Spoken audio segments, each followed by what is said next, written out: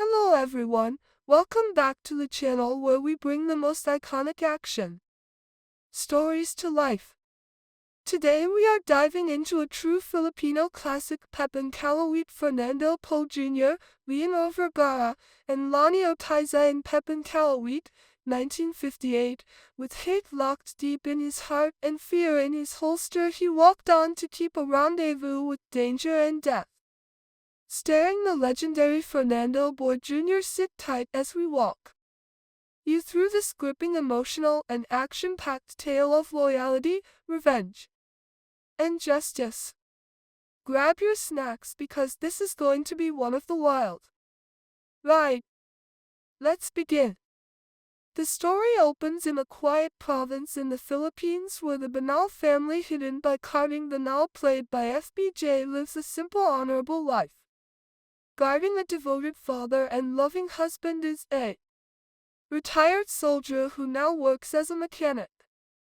His wife Alina is the heart of the home while their children, Tony Merritt's and youngest son Dadong, are all thriving under his watchful guidance. But peace doesn't last long. The town is under the control of a ruthless drug syndicate led by the cunning and dangerous Don Pepeng Gomez. His son Gary is known for his violent tendencies and obsession with dominance. This syndicate has infiltrated the local government, the police force, and even the courts. Carding even the principled man refuses to go down to Don Pepeng's influence. One night, Carding unknowingly helps a wounded young man named Benjo who is being hunted down by the syndicate for betraying them. Carding gives him refusal out of instinctive kindness, not knowing that fire is strong, it will ignite. Benjo, grateful for Carding's help, wants him that the Gomez syndicate will soon retaliate. Carding tries to send his children away, but it's too late. One evening, Gary and his goons raid the Penal home. A violent firefight breaks out. In the chaos, Elena is killed and Merritt is kidnapped. Carding, Tony, and Benjo barely survive the attack. Dodong, traumatized, stops speaking. The local police, all underdone Pepeng's payroll, declare the Banal family as the aggressors, making them fat eyes overnight. They are now wanted criminals. Determined to fight back and clear their name, Carding begins to rebuild. Emotionally and physically, he trains Tony in combat and firearms. With Benjo's inside knowledge of this syndicate's operations, they began planning their counterattack. Now leaving off great Carding firms, alliances with former army comrades and community members secretly fed up with the Gomez clan. They began a series of guerrilla-style attacks on Don Pepeng's drug labs, warehouses, and operations. Tony, driven by the pain of losing his mother and he need to rescue Merritt, becomes a fierce warrior. In one powerful sequence, Tony saves young girls being trafficked by Gary, turning him into a local hero and putting more pressure on the Banal family. Meanwhile, Merritt being held captive proves she's not weak. She's outsmart her captors and secretly sends a message about her location by bribing a delivery boy. Her father receives the tip and the Banal family sets out to rescue her in a high-stakes mission. In a dramatic nightmare rescue at a coastal mansion, they succeed, but Tony is seriously wounded. Producer/director Cirio H. Santiago is the son of Dr. Ciriaco Santiago, who founded Premier Productions in Manila in 1946. He has two siblings. After starting out as a producer, he started directing English-language movies in the early 70s. Santiago became one of the pioneers of the blaxploitation genre by being one of the first to cast black actors and especially actresses as strong action heroes.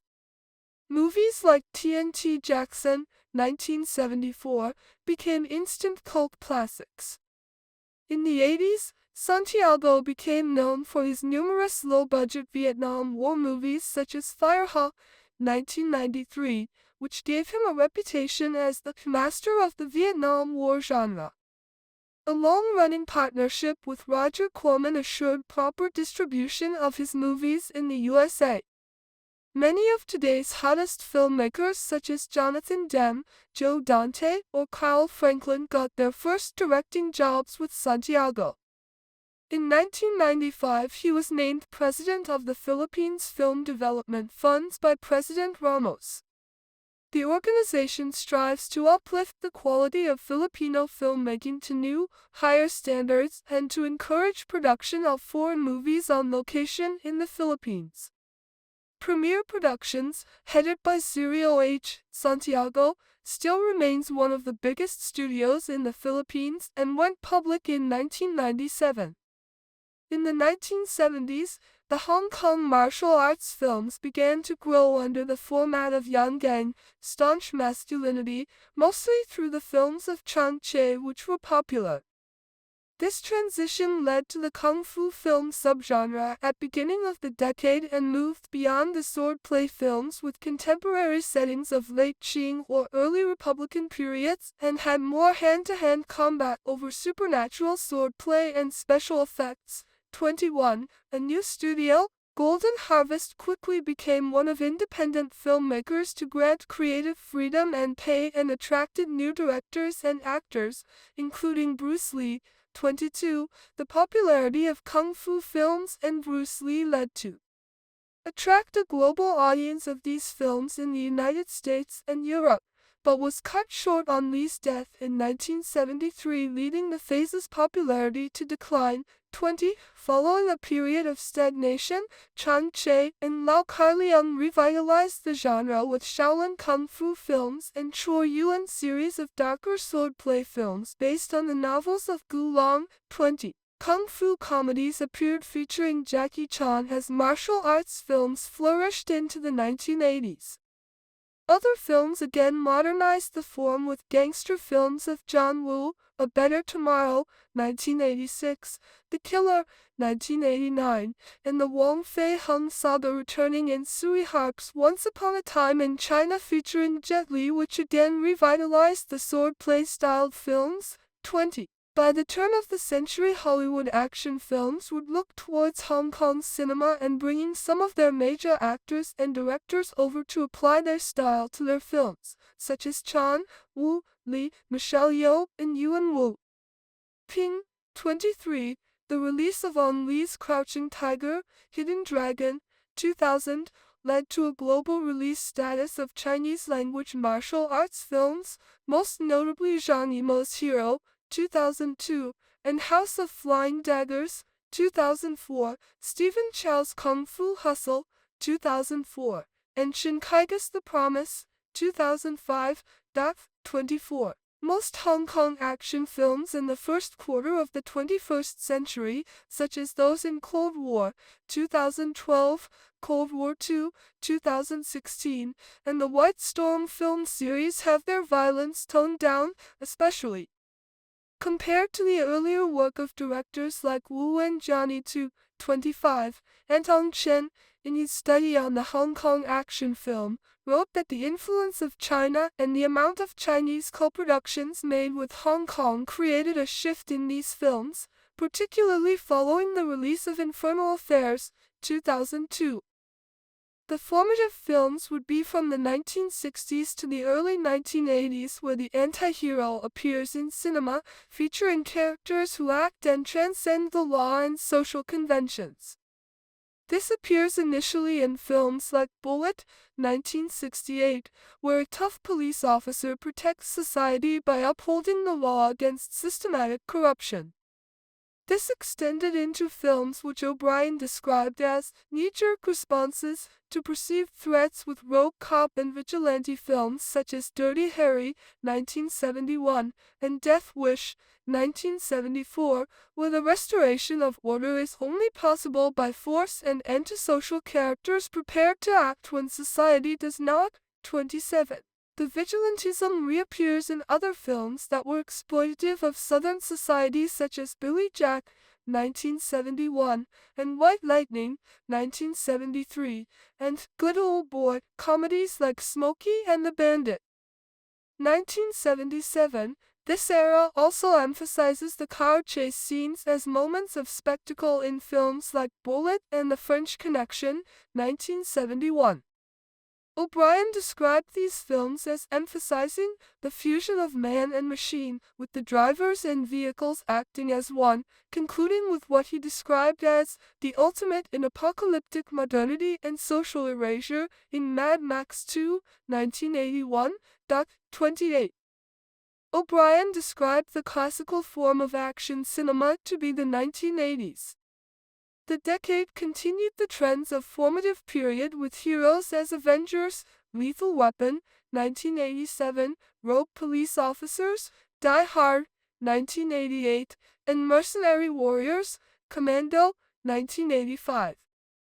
Following the continuity of the car and man hybrid of the previous decade, the 1980s featured weaponized men who were either also carrying weapons such as Sudden Impact, 1983, Trained to be Weapons, American Ninja, 1985, or imbued with technology, RoboCop, 1987.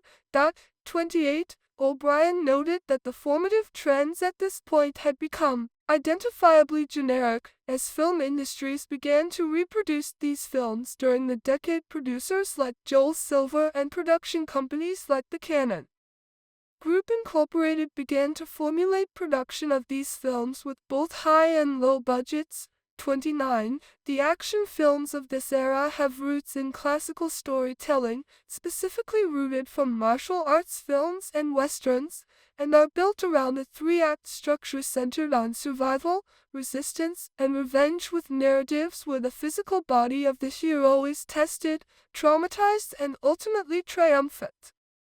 30. The third shift in action cinema, the post-classical, was defined by the predominance of Eastern cinema and its aesthetics, primarily the wirework of Hong Kong action cinema from the classical era, through the convention of the increasingly computer-generated effects. This saw the decline of overt masculinity in the action film, which corresponded with the end of the Cold War in 1991, while the rise of self-referential and parodies of this era grew in films like Last Action Hero, 1993. O'Brien described this era as being soft, where the hard bodies of the classical era were replaced with computer-generated imagery such as that of Terminator 2, Judgment Day, 1991.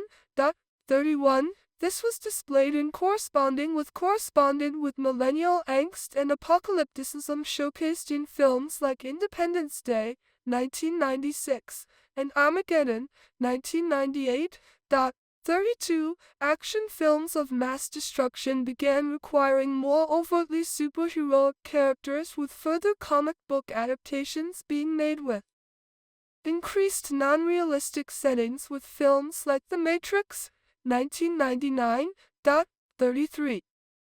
The fourth phase arrived following the September 11th attacks in 2001, which suggested an end to fantastical elements that defined the action hero and genre.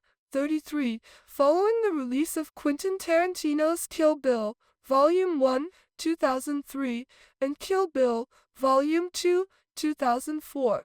Revisited the tropes of 1970s action films, leading a renaissance of vengeance narratives in films like The Brave One, 2007, and Taken, 2008.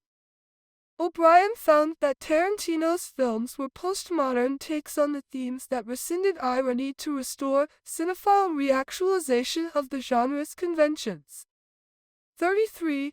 The genre went into full circle, resurrecting films from the classical period with Live Free or Die Hard, 2007, and Rambo, 2008, finding the characters navigating a contemporary world while also acknowledging their age, culminating into The Expendables, 2010, film, 33. The most commercially successful action films and franchise of the 21st century have been comic book adaptations, which commenced with the X-Men and is seen in other series such as Spider-Man and Iron Man series. 34. 35. Tasker wrote that despite the central characters in superhero cinema being extraordinary, occasionally even godlike, they often followed the traces of the central character becoming powerful, of which is fundamental to action films, often dealt with origin stories in superhero films. Veering away from the Sharon Cunita-Gabi Concepcion tandem, Viva became home to quality dramatic films. The glossy production of films such as Sinasamba Kita, Palomosing Pag-ibig, Sandarting on Lamaga, Kung Mahawi Man on the Lap, and Pano Baam Mangarap won critical and commercial acclaim. Viva Films also made a documentary film on the Puerto Rican boy band Menudo on their visit to the Philippines in 1985. Viva launched then-supporting actor Philip Salvador as an action star in the film Boy Negro. It was also instrumental in introducing to the public Robin Padilla, Bad Boy and Anak and I Baby Alma, and Raymart Santiago, Noel Jaco, Batang Criminal, as new action stars. Veteran action stars Eddie Garcia, Rudy Fernandez, Bon Revilla Jr., and Fernando Poe Jr. also made films for Viva. Viva became later known as home to quality youth-oriented films, starting with the 1984 breakthrough flick, Badgets. The film was top-billed by William Martinez and launched the careers of then-unknowns J.C. Bonin, Herbert Bautista, Raymond Lachenko, and Aga Molak. With its box office success, the company produced a sequel, Badgets 2, with Ramon Christopher, John Hernandez, and Francis Magalona joining the original cast. The success of the two Badgets film made it the flagship film of Viva Films, and it set the trend for youth-oriented films in the 1980s, which other film companies copied, but they never matched nor equaled the success brought about by the two Badgets films. Viva also made glossy comedy films like Working Girls, 2010, and Sa Todo Lang, which featured serious actors and actresses as main characters instead of comedians. The company also gambled on new comedians as the 80s decade was about to end. Comedy flicks such as Puto, Jack and Jill, Humanab Kaing Pandat, and I Love You 3X a Day launched the respective careers of Herbert Bautista, Andrew E., and Jimmy Santos. Viva later on entered into television production by partnering with GMA Pictures. Their first venture together was the sitcom Ober de Bekay in 1992 with then-rising young talents Danita Rose, Jelly de Belen, and Jono Gibbs and Angel Alana as main stars, followed by the soap opera Villa Quintana in 1994 with Donna Cruz and Timpi de Leon as lead stars. However, it was the 1995 youth-oriented series TGIS that gave Viva its biggest success as a television producer. Headlined by Angelo de Leon, it gave birth to the careers of Bobby Andrews, Michael Flores, Juan Nick Bonda, Red Sternberg, Raven Villanueva, and Sierra Sago. The success of the TV series was later translated to the big screen, when the TGIS group became box office stars via the films Takat Ka Ba Se Dilim and TGIS the Movie. A new batch of teens were introduced a few months later, and was led by Ding Dong Dantes and Curtis Sunshine Dizon, previously credited as Sunshine, Kim De Los Santos, Antoinette Taz, Polo Revels, Dino Guevara, and Chubby Del Rosario. In 1996, Riva Films had the highest number of films produced out of all the major studios in the country, producing 35% of all local films in 1995-1996. 4. Decline, 2004 to 2010. Riva Films had the lowest number of films produced among all major film studios in the Philippines for the year 2004, producing only 4. Annie B., Masakipase Dibdib, The Babita Rose Story, Kalimlan and Lastikman, Unang Banat, all of which were only moderate box office successes. Due to stiff competition, they focused on digital films and distribution the following year. In late 2006, Riva Films returned to mainstream movie production through co-producing with the film outfits owned by the giant networks, Star Cinema, owned by ABS-CBN Corporation, and GMA Pictures, owned by GMA Network Incorporated, while producing films by themselves from time to time. Their first 2 comeback mainstream films were Till I Met You, with GMA Pictures, and Wag Kang Lilangan, with Star Cinema. From 2009 to 2010, Riva produced films which were considered firsts. Patient X marks the first Riva movie of Richard Gutierrez and Christine Reyes after the latter signed a contract with Viva Entertainment, while Working Girls marks the first Riva film of the first starstruck female winner Jenny Lynn Mercado after she signed a contract with Viva Entertainment. On January 29, 2021, Riva Films released an online video streaming site called VMX, formerly known as VivaMax, conceptualized and overseen by Viva Communications Chairman and CEO Vic Del Rosario. 6, which aims to provide online viewing for their movies such as Maybe This Time, Tita Tita, and Sendiano, Sendagot Sangwapo. 7. VivaMax released a wide variety of titles, ranging from comedy, horror, and erotica in the form of films and series. Viva also released a separate streaming service called Viva One, formerly Viva Prime, featuring family films aimed at a broader audience.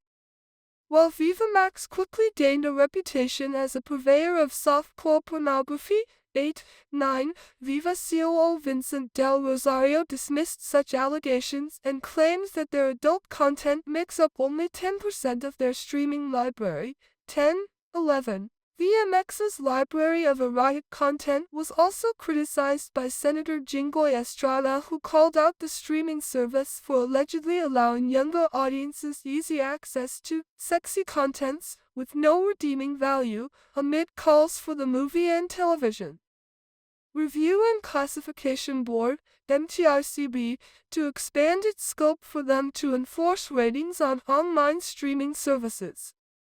HGF earnings of the film listed in the box office gross with an estimated amount is not the accurate total gross of the film.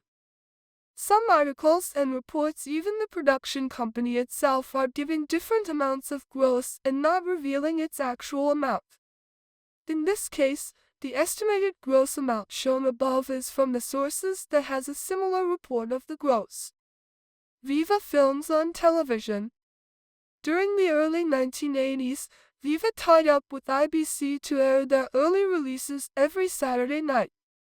The movie block, titled Viva Box Office Hits, showed early movies of Sharon Cuneta and Gabby Concepcion and other early releases by the company. In March 1988, Viva Box Office Hits was one of the Viva shows that transferred to ABS-CBN, along with the Sharon Cuneta show, after its original home IBC was sequestered by the Aquino administration.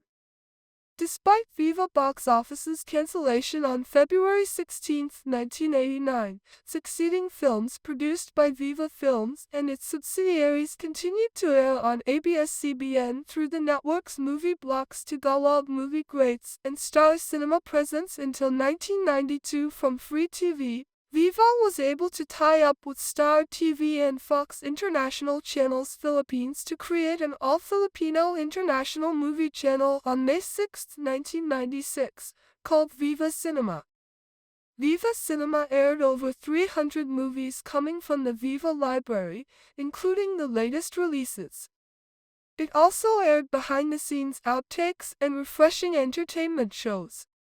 The partnership between Viva and Star TV ended on July 31, 2003, after Viva acquired the remaining stake of the channel from Star TV and when Viva created its movie channel, PBO, Pinoy Box Office, and entrusted the entire Viva movie library to ABS-CBN by allowing it to air over. Viva Prime Channel airs mostly action and drama movies at 7 p.m. only every other week of the month. Viva Cinema returned on February 1, 2009 along with the launch of Philippine DTH's Signal Digital TV of the same month. Aside from Viva entrusting the entire Viva library to ABS-CBN, co-productions of Viva and Star Cinema are also aired exclusively via ABS-CBN's movie block Tapamilia Blockbusters and S+A's movie blocks Action Movie Zone and Lunch Blockbusters, and via Viva Cinema, Viva Prime Channel, and PBO. While co-productions of Viva and GMA films are exclusively aired via GMA's movie blocks Kapuso Movie Festival and/or Kapuso Movie Night, GMA News TV's movie block Tatalia Blockbusters, and via Viva Cinema, Viva Prime Channel, and PBO. For overseas markets, Cinema One Global, owned by ABS-CBN, also aired Viva Films productions for its overseas Filipino audiences. In 2015, Viva partnered with TV5 to provide entertainment content. This transpired after the TV network dissolved its entertainment department to make room for block timers and content providers. It is said that Viva will be the biggest content contributor to the network. However, its partnership with TV5 took a break in late 2016 as former Gilas Pilipinas and PBA head coach Vicente "Cha" Reyes took over as president and CEO of TV5, which Reyes focused in sports and news programming on TV5 until he resigned in June 2019 due to negative feedbacks by the viewers and fans of the network's entertainment programming against Reyes. Parents: Howard Barnes, an American serviceman from Idaho, while Filipina mother, Alicia Lara, is from Imus, Cavite. She comes from a family of 7, 3 girls and 4 boys. Lonnie was the youngest of the 3 girls.